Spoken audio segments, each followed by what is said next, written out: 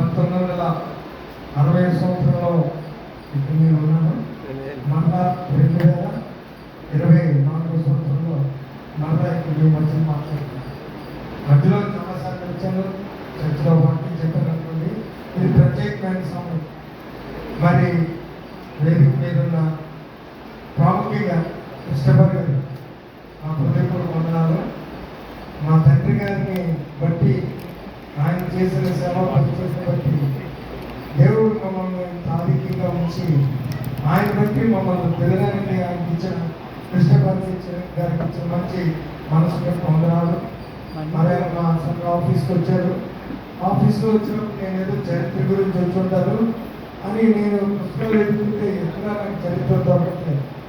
మా నాన్నగారి పుస్తకం రాశాను, అందులో చాలా గురించి ఎక్కువ నేను రాయలేదు, నాకు తెలియదు. ఈ సమయం వస్తుంది, ఈ 100 సంవత్సరాలు ఇక్కడ మాట్లాడతాను అనుకుంటే మా తండ్రి గారిని లేకపోతే మా అమ్మగారిని అడిగి చరిత్రను తెలుసుకున్నాం, లేకపోతే జాన్ మాస్టర్ గారిని అడిగినట్టు తెలుసుకున్నాం. కానీ పొరపాటు అయిపోయింది. ఎంతో చింతిస్తున్నాను, అయ్యో చరిత్రను నేను ఉంచలేదు, ప్రిజర్వ్ చేయలేదు. మరి వచ్చి నాతో వచ్చి చరిత్ర గురించి మాట్లాడినప్పుడు నేను వారికి చెప్పి కొన్ని విషయాలు చెప్పి, సార్ పలానా కాకినాడలో ఉన్నారు, సెమినరీ ఉంది, ఆయన చీఫ్ గెస్ట్గా పిల్లండి, లేకపోతే కాకినాడలో ఒక చర్చ ఉంది, లేకపోతే అలా స్పీకర్ ఉన్నారు, ఈ స్పీకర్ ఉన్నారు అని చెప్పాను. ఎందుకంటే నన్ను ఎప్పుడు ఎవరు చీఫ్ గెస్ట్ తెలియదు.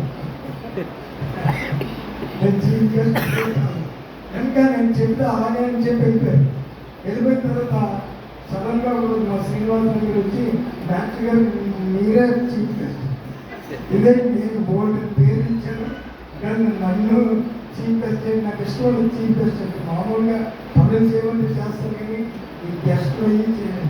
ఆయన దేవుడు నన్ను ప్రేమించి కృష్ణబాబు గారు, నా తండ్రి గారు, వారి కుటుంబం, వారి బిడ్డ జాన్ మాస్టర్ గారి పిల్లలు అల్లుళ్ళందరూ ప్రేమించి నాకు ఈ అవకాశం ఇచ్చినందుకు వారికి హృదయపూర్వక వందనాలు.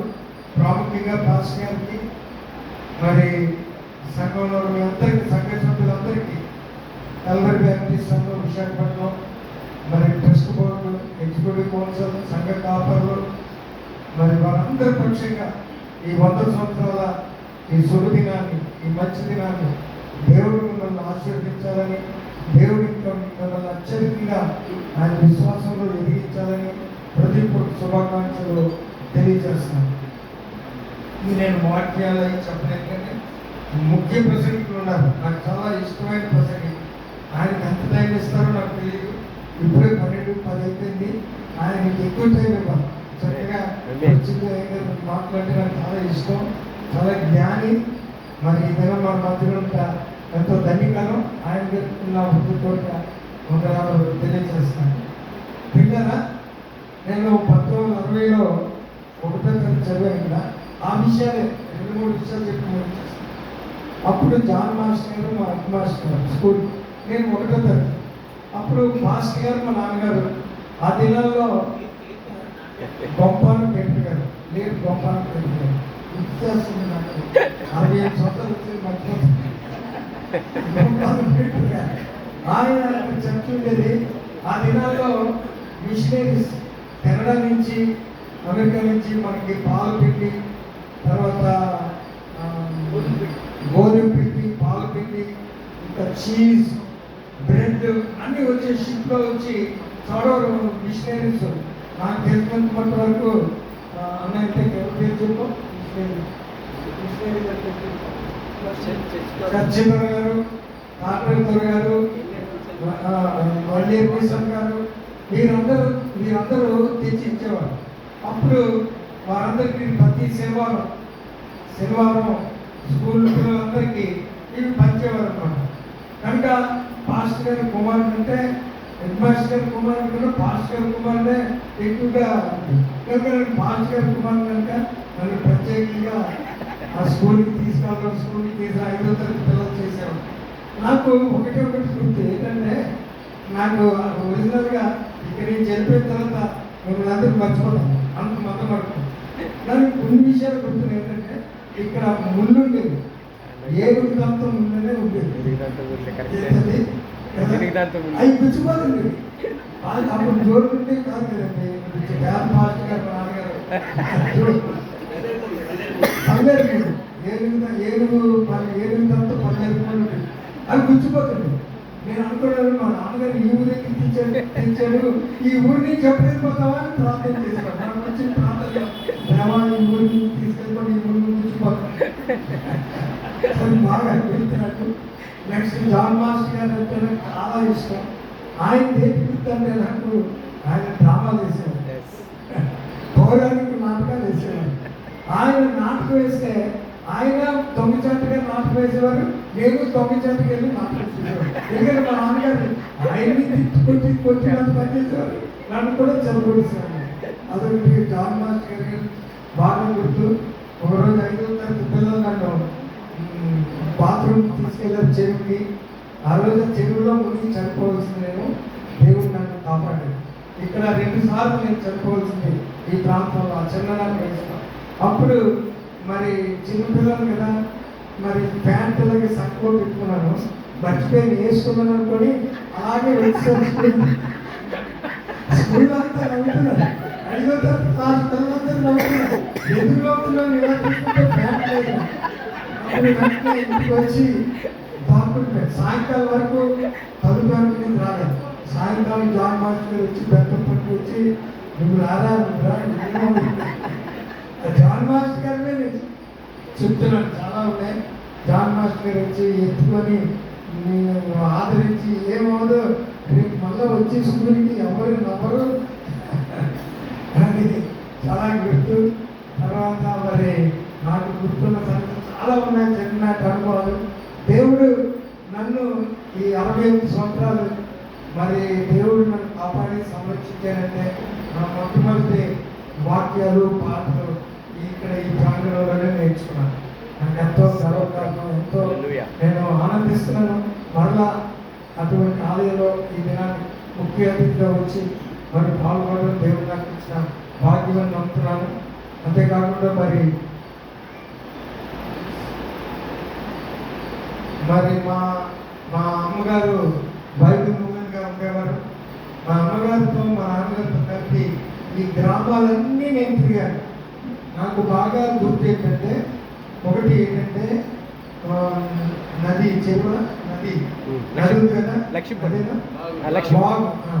నది దాటేటప్పుడుగా నది యువతని దాటేలోపు ఒకసారి వచ్చేస్తుంది నది స్పీడ్గా. ఎక్కడి నుంచో వర్షాలు వస్తే వచ్చేస్తాను.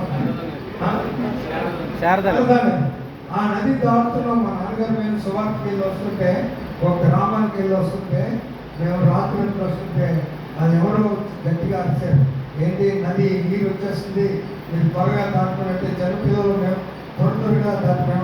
ఈ గ్రామాలన్నింటిలో మరి దేవుని సువార్తలో పాలుబాగా ఇస్తూనే ఉన్నాను. నా చిన్ననాటి దేవుని సువార్త ఈ గ్రామాలన్నీ నాకు గుర్తులేదు. అప్పుడప్పుడు మాస్టర్ గారు చెప్పుకుంటారు కొన్ని విషయాలు. కనుక దేవుడు మమ్మల్ని, మా కుటుంబాన్ని, నన్ను కానీ మా అన్నయ్య గారు, మా అక్క గారు, మా అత్తమ్మ గారు, మా నాన్నగారు చేసిన పరిచర్య, ఈ ప్రాంతంలో చేసిన పరిచర్య, నేను పుట్టి 1వ తరగతి ఈ ప్రాంతంలో దేవుడు నన్ను ఆశీర్వదించాడు. అందుకే ఈ ప్రాంతాలు అంటే ఇష్టం.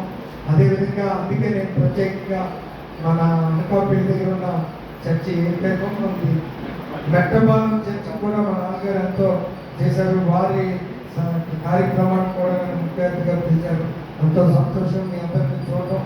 దేవుడు అవకాశం ఇస్తే మరోసారి వచ్చి ఆ సంతోషకరమైన సంగతిలో దేవుడిలో ఎదుగుతున్న సంగతులు పంచుకోవడానికి దేవుడు మరొకసారి అవకాశం ఇస్తే కలుసుకోవడానికి మరొకసారి నాకు ఇంత ఆదిత్య ఇచ్చినందుకు కృష్ణపతి గారికి, సంతాపర్ గారికి, మీ అందరికీ నా హృదయపూర్వక వందనాలు, శుభాలు తెలియజేస్తూ ఈ మాటలు నేను ముగిస్తున్నాను. దేవుడు దీవించుగా.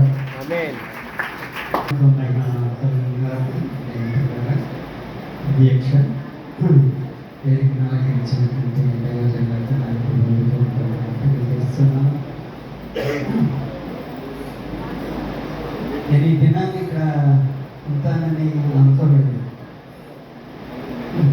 ఎందుకంటే అటువంటి పరిస్థితి నుండి దేవుడు నన్ను మరణంలో నుండి జీవంలో నడిపించి ఈ దినాన్ని మీ మధ్య నిలబెట్టినందుకు మొదటిగా దేవునికి నేను వందనాలు చెల్లిస్తున్నాను.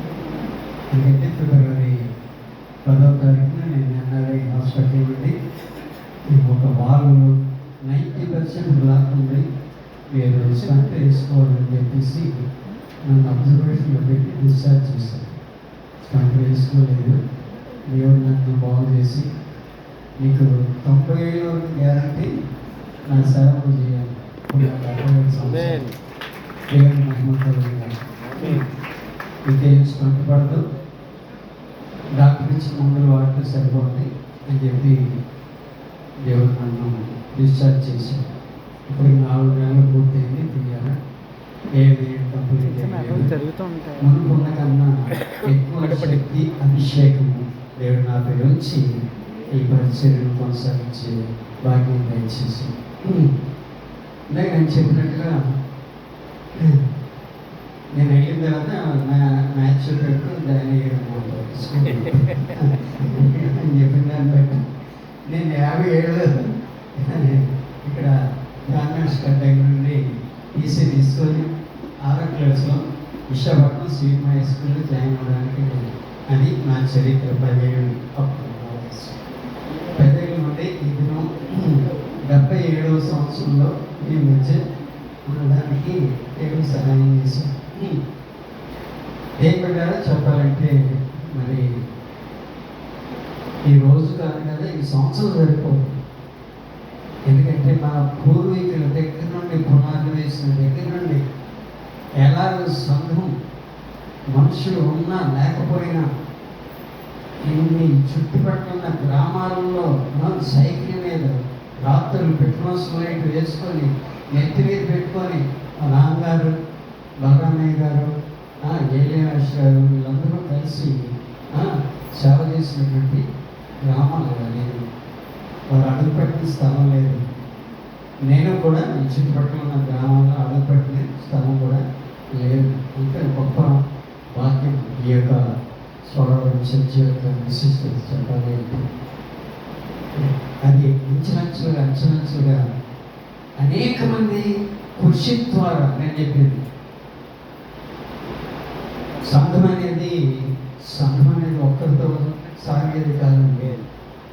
సంఘం ఎప్పుడు ముందుకు సాగుతుందంటే సంఘ సభ్యులు సహకరిస్తూ సంఘాన్ని నడిపించే నాయకులతో సహకరించి ముందుకెళ్ళినప్పుడే అది ముందుకు వెళ్తున్నది. మరోసారి మనం చేసి వస్తాయి అనేకమైన సమస్యలు వస్తాయి. మనం పని చేసుకుంటుండగా అనేకలు మన మీద ఎన్నో చెప్పుకుంటారు.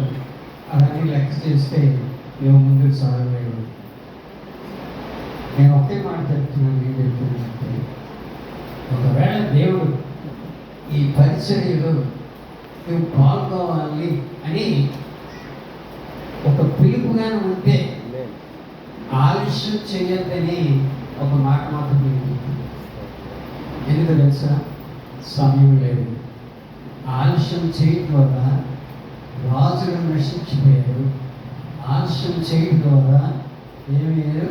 కొంతమంది రక్షణను పొందిన వారు సైతము మరి ఈ దినాన్ని ఎక్కడున్నారో తెలియని పరిస్థితి. కనుక దేవుడారా ఒకటే మాట ఏంటంటే ఇక్కడ పరిచర్య కొనసాగిస్తున్నటువంటి సంఘంతోనూ సంఘ నాయకులతోనూ సంఘ సహవాసం మీరందరూ జాన్ మేష్ గారు అంతకుముందుతో ఎలాగ సహకరించి చేశారో మీరు చేసిన దానికి అవమానం రావచ్చు, మీరు చేసిన దానికి ఎన్నో నెమ్మలు వేయవచ్చు. అవన్నీ పక్కన పెట్టండి. దేవుని యొక్క పరిచర్యలో చిన్నవారు పెద్దవారు ఏం లేదు. If you commit your services to the service of God you will be exalted. దేవుడు నిన్ను హెచ్చిస్తాడు తప్ప ఆయన అన్యాయస్తుడు కాదని దేవుని యొక్క వాక్యం చేత ఇక్కడ జరిగినటువంటి మరి 100 సంవత్సరాల చరిత్రలో 67 సంవత్సరాలు చరిత్రలో పాల్గొన్నటువంటి నన్ను దేవుడు ఈ దినాన్ని మరి సజీవులుగా మీ మధ్యకి తీసుకువచ్చినందుకు మీకు నేను దేవునికి నేను వందనాలు చెల్లిస్తున్నాను. తర్వాత దీనికి చేసినటువంటి పరిచర్య విషయంలో ఏమాత్రం కూడా మేము వెనకాడే లేదు. జాన్ మేష్ గారు ఒకటే చెప్పారు, నేను ఉన్నాలేకపోయినా లేవు మటుకు నీవు జీవించినంత కాలం సమయం విడిచిపెట్టాను చెప్పారు. అని ఇంకోటి ఏం చేశారు తెలుసా, మా తల్లి గారిని ఇక్కడే బాధ పెట్టారు, ఎలాగైనా వస్తుంది అర్థమైందండి. అంతగా నన్ను ప్రేమించారు. స్టూడెంట్ దగ్గర నుండి ఈ వేళ ఆయన చనిపోయే వరకు ఏ ప్రోగ్రాం కూడా నేను లేకుండా చేయలేదు అసలు. ఎందుకంటే ఎవరిని ఎప్పుడు ఎక్కడ ఏ రకంగా ఉపయోగించుకోవాలో ఆయన ఎవరిని కూడా పోగొట్టదలుచుకోలేదు. కనుక అటువంటి సహవాసం ఉన్నటువంటి మీరు మరోసారి మీకు ఎంకరేజ్ చేస్తున్నాను. ఏ చిన్న పని నేను చాలా ఓల్డ్ అయిపోయాను, నాకు చేతకాలు, నా చదువు రాదు అనేటువంటి సమస్యలు ఏం లేకుండా మీరు దైవ సేవకులు ఏం చెప్తారో అది చేయడానికి దేవుడు నిన్ను పిలిచిన ఆలోచన చేయకుండా ఈ యొక్క పరిచర్య ఇంకనూ అనేకమైనటువంటి శతాబ్దాలు జరుపుకోవాలని మీ అందరినీ నేను అభినందిస్తూ, దేవుడు అటువంటి స్థితిలో ఒకవేళ పట్టుకుంటే అలా మిమ్మల్ని ఈ యొక్క సహవాసంలో పాల్గొనడానికి నేను ఏమాత్రం కూడా వెనుకంచలేను. మీకు ఎప్పుడు అవసరం ఉంటే అప్పుడు వాడుకోవచ్చని తెలియజేస్తూ ఈ మాట ముగిస్తున్నాను.